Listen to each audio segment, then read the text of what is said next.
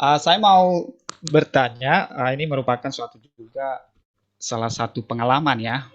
Ya. Jadi kalau seperti yang Pak Jarod sampaikan mengenai kalau zaman sekarang kan untuk berkomunikasi dengan anak dengan cara kekerasan itu udah mulai hilang lah. Kalau zaman dulu masih masih inilah. Tapi kalau yang saya perhatikan dengan kita berkomunikasi terhadap anak, kalau secara kekerasan secara fisik mungkin sudah mulai hilang, tapi ada namanya kekerasan secara perkataan, misalnya dengan ancaman. Jadi kalau kita melakukan, menyampaikan sesuatu kepada anak, dia bisa nurut, bisa mengikuti kalau kita dengan cara ancaman. Misalnya kalau nggak melakukan, ancamannya seperti ini.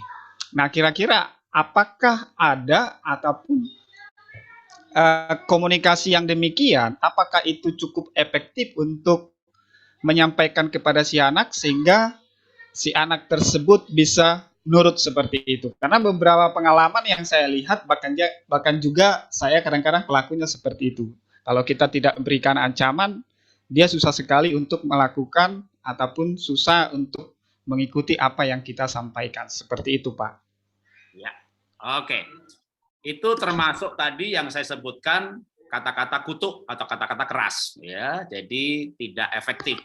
Lebih baik ditinggalkan karena nanti anak hanya melakukan bukan karena mengerti, tapi karena takut. Jadi kalau ada orang tuanya, dia lakukan. Nggak ada orang tuanya, dia nggak lakukan. Karena dia melakukannya karena takut. Itu hanya jangka pendek banget, dan sebenarnya malah merusak moral anak, merusak pengertian anak. Jadi anak itu harus melakukan karena dia mengerti. Kenapa dia belajar? Kalau nggak belajar, dihajar sama bapaknya. Jadi akhirnya dia sadar bahwa bapaknya jahat, bapaknya seperti Herodes, Pontius Pilatus, dan mukanya, urapannya seperti Firaun.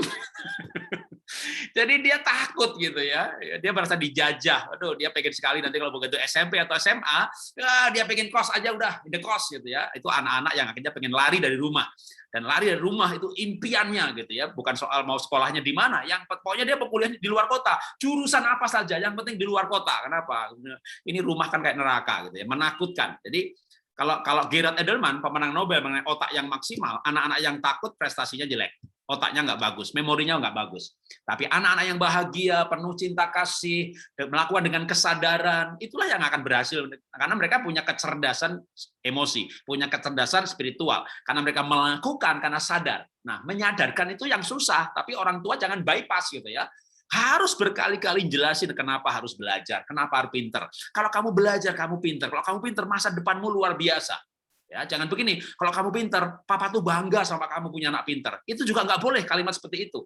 Jadi anak nanti diucapkan berkali-kali. Kalau kamu pandai, papa bangga. Kalau kamu baik, papa bangga. Kalau kamu jadi anak Tuhan yang baik, papa bangga sebagai hamba Tuhan. Itu lama-lama anak begini.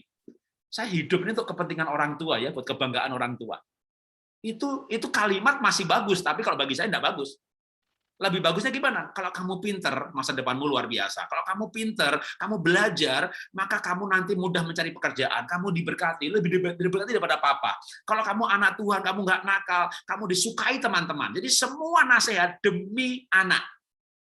Ya, apalagi mengancam.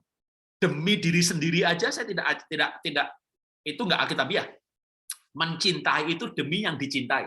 Kalau kita menasihati demi diri kita, itu namanya egois. Nah, kalau kita mendidik dengan mengancam, itu berarti kita ilmunya kurang. Biar gampang aja. Pertama nggak belajar, pukul, jeber. Berikutnya nggak belajar, papa pukul lagi loh kamu gitu. Iya pak, iya pak. Masuk kamar dia belajar. Aduh, tapi itu belajar dalam ketakutan. Anak yang belajar dengan bahagia, ya, bahkan dia ada waktu untuk bercanda, untuk main game, dia belajar 30 menit, nilainya 9. Anak kalau nggak belajar digebuki, belajar 2 jam, nilainya 8. Nah, kita pengen anak pinter dan bahagia, atau anak agak pinter tapi menderita. Jadi memang kadang bisa efektif gitu ya. Wah, kalau anak nggak belajar, gua buki aja, bener-bener digebukin bener, nilainya jelek, gua bukin bener gitu ya. Karena pernah digebukin dan rasakan sakitnya, berikutnya bapak tinggal ngancem aja. Kalau kamu nggak belajar, papa gebukin lagi gitu. Iya pak gitu. Waduh, tapi ini rumah nggak ada damai sejahtera. Jadi itulah cara yang salah. Apalagi kalau zaman sekarang. Zaman dulu nggak masalah. Zaman sekarang nanti anaknya cerita sama temannya, cerita sama gurunya. Aku dipukul sama bapakku. Waduh, akhirnya temannya, gurunya, guru sekolah minggunya bilang apa? Papamu tuh nggak mengerti hati bapak. Ya, kamu mesti berdoa biar dia bertobat. Jadi sekarang nanti anak jadinya akhir, oh iya emang papaku tuh beragama Kristen tapi belum bertobat. Aduh, papaku ini munafik. Dia bisa kepahitan sama papahnya. Kalau zaman dulu nggak apa-apa ya. Zaman dulu kita dipukul sama ayah gitu kan. Kita bilang sama teman, teman, aku dipukul sama bapakku. Aku juga ditendang. Gitu. Ya kita salah sih ya. Iya. Jadi kita saling bercerita bahwa kita sama-sama dikepuk. Tapi zaman sekarang ini jangan tanya ya kan, di mana-mana seminar hati Bapak. Jadi kadang-kadang kebanyakan seminar hati Bapak ini juga jemaat-jemaat makin kecewa sama pendetanya. Jangankan dimarahi orang tua, dimarahi pendetanya aja, wah pendetaku nggak punya hati bapak lah gitu. Dimarahi bapaknya, waduh bapakku belum bertobat, belum lahir baru. Jadi anak-anak zaman sekarang ini anak-anak yang pinter-pinter, ya kan, ngerti hati bapak, ngerti parenting autokrasi gitu ya. Apalagi anaknya punya teman Instagram, temennya di Singapura itu, dia curhat sama temennya. Ya kalau di negara aku tuh tinggal lapor polisi, bapaknya ditangkap tuh. Di Amerika bapak pukul anak, tetangganya lihat, dia telepon polisi, bapak ditangkap tuh. Karena dianggap penganiayaan, melanggar undang-undang. Nah, sekarang ini dunia global. Di mana nilai-nilai global itu anak-anak juga tahu.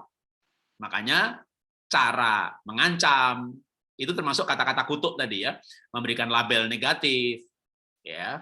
Itu menurut saya hari-hari ini mesti kalau toh mau mengancam itu masih bolehnya begini. Ya, tapi masuk nggak boleh sama sekali, Pak? Boleh. Masih bisa boleh. Ya, saya masih bisa memberikan izin kalau mau mengancam. Caranya gimana? Anak punya salah, nakal, ya, terutama salahnya berupa dosa. Karena Amsal 15 ayat 10. Didikan yang keras bagi mereka yang meninggalkan jalan Tuhan. Jadi didikan yang keras itu kalau kesalahannya berupa dosa. Bohong, mencuri, pornografi. Ya.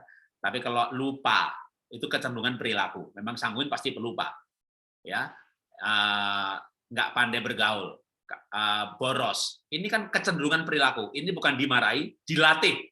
Nah, tapi kalau kesalahannya berupa dosa, neneknya mukanya diludahi, dia nipu, dia maling barang teman, pukul dia, gitu ya. Nah, tapi kalau orang nggak belajar bukan dosa, harusnya dilatih supaya belajar, dibuat pengertian. Tapi kita bicara kenakalan ini ya.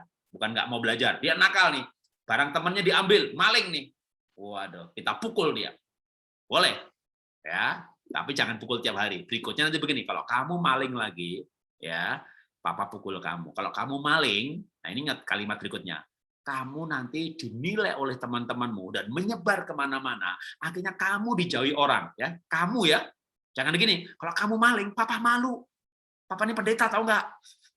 Ya ganti aja pekerjaan. Jadi jangan demi diri sendiri ya. Papa ini pengerja gitu ya. Ya enggak, ya usah kau jadi pengerja gitu. Jadi demi kamu gitu ya. Nah, berikutnya itu boleh mengancam. Kalau kamu maling lagi, mama pukul, papa pukul kamu gitu. Jadi itu mengancam boleh dengan hukuman yang pernah dilakukan ya. Tapi jangan ancaman-ancaman juga jangan ancaman yang ngeri-ngeri ya.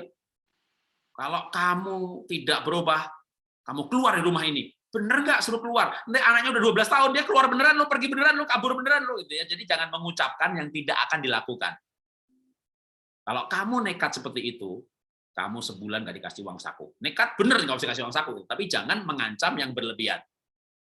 Bapak Ibu naik mobil, anak bertengkar di belakang. Kalau bertengkar terus, mama turunin kamu di jalan. Mau dituruni apa enggak? Enggak, ya jangan diucapin. Karena kalau ibu mengancam, mama turunkan kamu di jalan. Anak di belakang bisik-bisik. Mama kejam, betul kayak mama tiri. Jangan-jangan memang mama tiri. Nanti kita selidiki. Wah, begitu ibunya pergi ke kebaktian malam, anaknya tanya papahnya, "Papa, mau nanya nih, Pak. Mumpung mama nggak ada." Nanya apa? "Sebelum mama yang ini, ada mama yang lain nggak?" Jadi bapaknya tanya saya, "Pak Jarod, anak saya itu nanya aneh-aneh. Sebelum mama yang ini, apa ada mama yang lain?" Saya langsung menebak itu. Pasti ibunya pernah mengancam dengan ancaman-ancaman yang mengerikan. Kalau kamu berantem terus, mama turunin kamu di jalan. Betul Pak, persis. Itu yang diucapin sama istri saya. Iya, jadi anak curiga ini mama tiri gitu kan, karena kalimatnya kejam. Ya, jadi jangan mengucapkan ancaman-ancaman yang kejam, yang mengerikan. Nanti bapak seperti itu, anak yang bisik-bisik. Jangan-jangan papa tiri. Nanti anak mengira ini jangan-jangan papa tiri gitu ya. Jadi lebih baik kita hukum, tegur saja dengan kalimat-kalimat yang wajar. Tuhan memberkati.